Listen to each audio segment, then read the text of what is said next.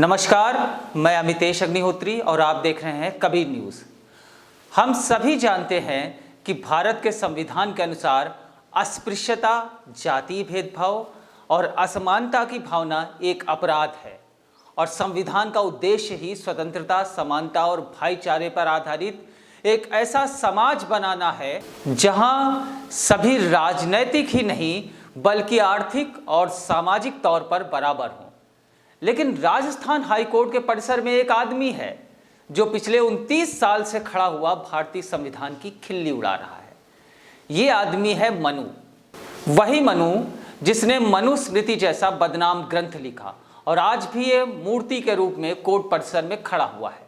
अगर आप हमें YouTube पर देख रहे हैं तो सब्सक्राइब करें हमारा चैनल कबीर न्यूज़ और बेल आइकन टैप करें ताकि आपको नोटिफिकेशन मिलता रहे हमारे हर वीडियो के अपडेट का। और अगर आप हमें Facebook पर देख रहे हैं तो लाइक करें हमारा Facebook page Kabir news. America और यूरोपीय देशों में ब्लैक लाइव्स मैटर आंदोलन जोरों पर है। अमेरिका के मिनीपोलिस में एक अश्वेत जॉर्ज फ्लॉयड की हत्या के बाद अश्वेतों का विरोध प्रदर्शन पूरी दुनिया में फैल चुका है। इस दौरान प्रदर्शनकारियों ने उन तमाम व्यक्तियों की मूर्तियों को नुकसान पहुंचाया या उखाड़ फेंका जिनका अतीत में दासों के व्यापार में हाथ रहा या वो नस्लवाद के समर्थक रहे। इस दौरान फ्रांस में 18वीं सदी के मशहूर दार्शनिक और व्यंगकार रहे वोल्टेयर की मूर्ति पर कालिक पोत दी गई क्योंकि उन्होंने दासों के व्यापार में पैसा लगाया था। ब्लैक लाइव्स मैटर के आंदोलनकारियों ने इंग्लैंड के ब्रिस्टल शहर में लगी एडवर्ड कोल्स्टन की मूर्ति को उखाड़कर समुद्र में फेंक दिया। ये कोल्स्टन वही अंग्रेज व्यापारी था जिसने गुलाबों के व्यापार में जमकर पैसा कमाया। माना जाता है कि इस आदमी ने 80,000 से ज्यादा लोगों को अफ्रीका से उठाकर अमेरिका में बेचा। इनमें से 16,000 लोगों की मौत हो गई। इन लोगों में न केवल पुरुष थे बल्कि स्त्रियां भी थी, बच्चे भी थे, मासूम बच्चे भी थे और यहां तक कि बुजुर्ग भी थे। कोल्स्टन बाद में ब्रिटिश संसद का सदस्य भी बना। आज अमेरिकी और यूरोपीय समाज स्तब्ध है कि जिस नस्लवाद और मानव दासता के विरुद्ध एक लंबी लड़ाई लड़ी गई, उस बुराई का समर्थन करने वाले प्रतीकों और व्यक्तियों की मूर्तियां आज तक क्यों लगी हुई हैं। इन सबके बीच राजस्थान हाईकोर्ट परिसर में मनु की प्रतिमा आज भी खड़ी हुई है। मनु को भारतीय जाति व्यवस्था का पिता और पितृसत्ता का प्रतीक माना जाता है। मनु ने मनुस्मृति नाम की किताब लिखी जो हिंदू वर्ण व्यवस्था का आधार बनी। इस किताब में शूद्रों और महिलाओं को घृणा का पात्र बताया गया। मनोविकृत मनु ने वर्ण व्यवस्था को बनाए रखने के लिए जिस तरीके से क्रूर नियम बनाए, उनकी बानगी देखिए। मनु लिखते हैं कि जिस देश में राजा शूद्र हो वहां ब्राह्मण को निवास नहीं करना चाहिए।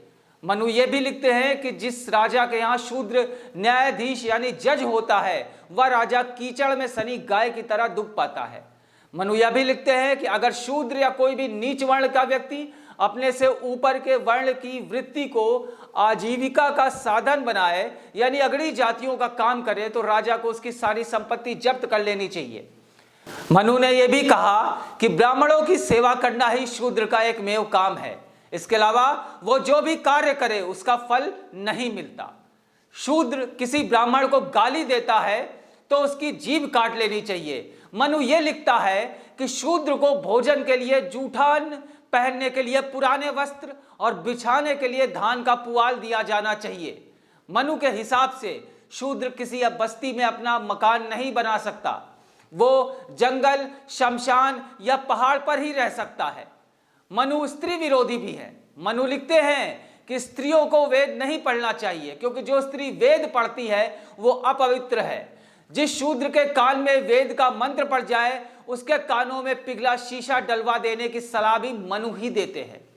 मनु ये भी कहते हैं कि शूद्रों की हत्या में उतना ही पाप लगता है जितना कुत्ता, बिल्ली आदि जंतुओं के वध में लगता है। यानी मनु के हिसाब से शूद्र की जान कुत्ता या बिल्ली की जान से ज्यादा कीमती नहीं है।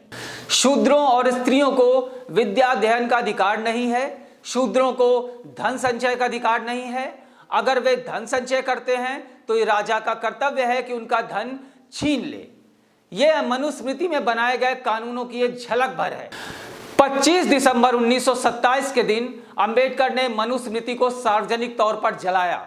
यह वह समय था जब डॉक्टर अंबेडकर ने महाड़ में सरकारी तालाब में दलितों को पानी पीने का अधिकार देने के लिए आंदोलन चलाया। तब से अंबेडकर के अनुयायी हर साल 25 दिसंबर को मनुस्मृति दहन दिवस के रूप में मनाते हैं।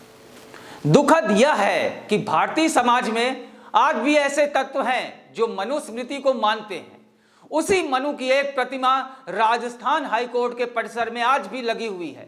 मनु की यह मूर्ति 28 जुलाई 1989 से ही कोर्ट परिसर में लगी हुई है। इसे लगाने वाले राजस्थान न्यायिक सेवा एसोसिएशन के लोग थे, जिन्होंने लायंस क्लब के सहयोग से इसे लगवाया।